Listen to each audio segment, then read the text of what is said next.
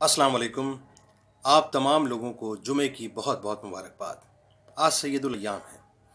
रिवायतों का मफहूम यह है कि रसूल करीम सल्लल्लाहु अलैहि वसल्लम का फरमान आली शान है, जो मुझ पर दुरूद पाक की कसरत करेगा, कल बरोज़ महशर वो हर मकाम पर मेरे सबसे ज़्यादा करीब होगा। बल्कि यहाँ तक रिवायतों में आता है कि जो शब जुमा और जुमे के दिन मुझ पर दुरूद पाक पढ़ेगा, अल्लाह तबारक व तआला उसकी 100 हाजतों को पूरा करेगा, जिसमें से 70 हाजतें आखिरत की होंगी और 30 हाजतें दुनिया की होंगी।